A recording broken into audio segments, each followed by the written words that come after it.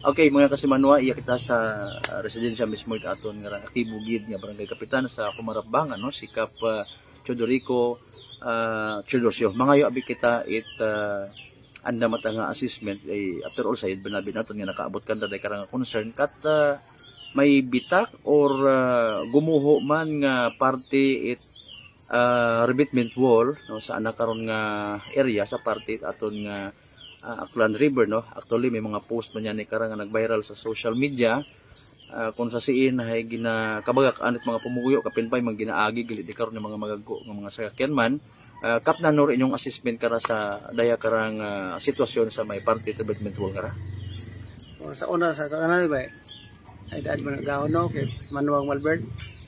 Sorry na abot sa nga amon nga revetment wall nga naggiltak iya hay dati aberon hay panon hanang naguba man lagi dati tapos pagsugpon makaramon tag ako na term nga 20 may ako nabing project nga 2023 o 24 siguro di ka to makaw nag-upisa ro anang crack tungod sa anang tinabuan.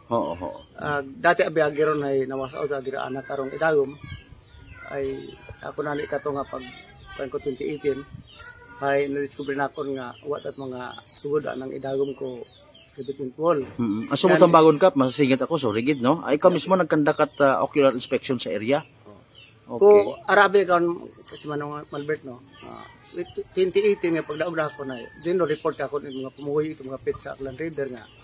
Nga royon no may problema ro existing revetment wall nga dinani nga guba.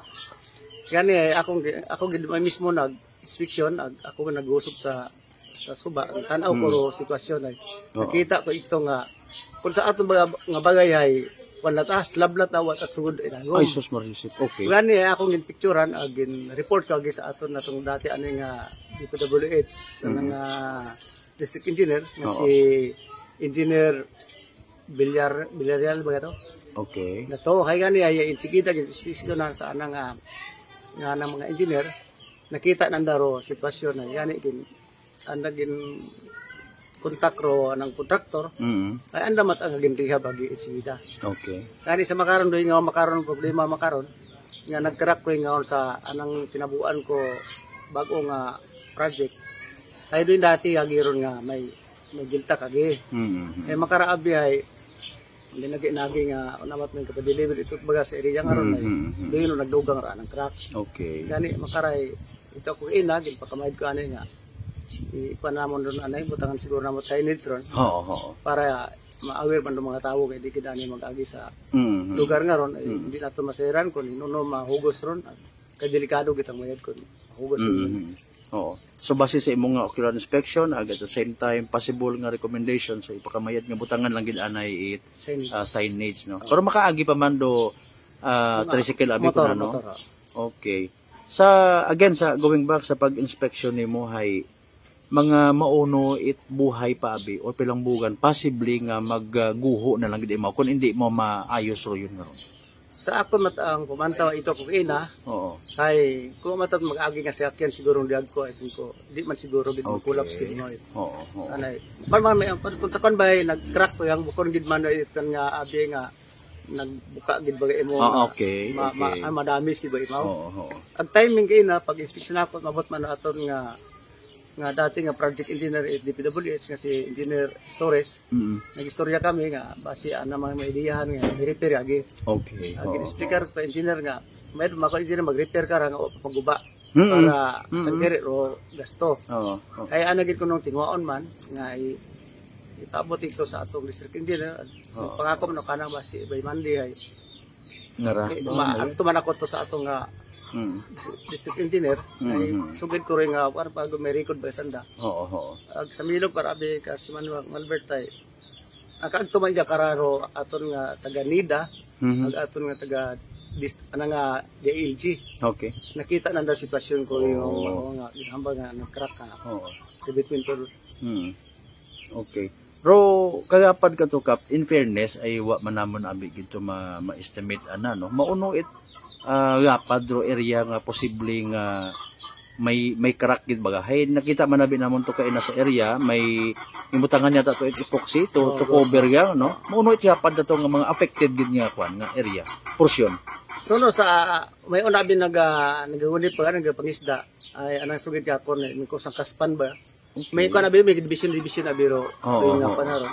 Pro rebatment wall. Ay kutob ra to sang kaspan na ring na wash out siguro anang sugod si dagom. Si dagom na. Okay. Mayad man da no nga at least may madasig nga action taken ag mahugat-hugat lang kita sa possible kara nga implementation kon buot no. So for now Kap, may gusto kitang ipaabot sa mga pumuyo nga posible nagaagi di karon para advance man anay kita no, and at the same time sa mga taga-Riyaman ako na noro for safety naton nga advice abi sa area nga ron nga may crack. Ay ako na ni panawagan no sa akong si Mario sa taga Barangay Humarap ag kiiping nga barangay ro nabansor abi sa anabing kan anang Paraiso Road nga ron. Ay di karon gaagi shortcut ay simpre manabi no pag-agi ay simentado. Mayroon na ako napaabot kanda nga mag-agi sanda kan magdahan gid. Ag hindi gid sanda magdaet siya ken nga diag ko ay di na to masayaran kun hinuno maguho ro nga tong di nga ron nga rebatment wall. Sa mga tao man ron abi nga kan nga taga-rona ay sanda man mismo magpasayad man sa mga kapit kanamiton gid. Pero yun ay delikado di karon mag-agi nga mga if ever no suggestion naman naton karakapon gabi abi malisad man sa basi hindi kita iti ibang kan ay mga motor ko na motorcycle nga wa na tiwag no. It could be reflectorized dapat nga signage. Anyway, sige lang ay hopefully makaabot sa mga natungdan raton karang interview para man sa anda karon nga safety. Sir, salamat gid niya abo sa oras sa gintamo kamon sa Energy FM Kalibo. Thank you man kasi Manuang Albert. 107.7 Energy FM Kalibo.